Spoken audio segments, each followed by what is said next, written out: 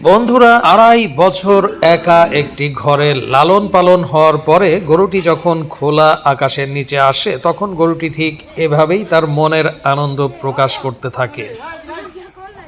গরুটি প্রান্তিক খামারির গরু ছিল। তিনি গরুটিকে যখন ক্রয় করেছিলেন হাট থেকে, তখন তিনি গরুটিকে বাসায় এনে যে ঘরে গরুটিকে পালন করেছিলেন সেই ঘর থেকে প্রায় 2.5 বছর পর আজ বের করে এনেছে এই খামারের মালিক।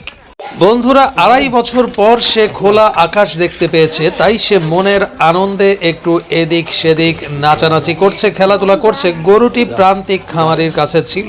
কোরবানিকে সামনে রেখে খামারি প্রান্তিক খামারির কাছ থেকে গরুটিকে ক্রয় করে এনেছে এবং ক্রয় করে আনার পরে গরুটিকে খোলা আকাশের নিচে ছাড়া হয়েছে তাকে খামারের পরিবেশের সাথে অ্যাডজাস্টেবল করার জন্য। বন্ধুরা, আপনারা গরুটির এই খেলাধুলা দেখতে থাকুন আর দেখতে দেখতে অবশ্যই একটি লাইক, কমেন্ট, শেয়ার করে দিয়ে সাবস্ক্রাইব করে দিতে ভুলবেন না। ধন্যবাদ।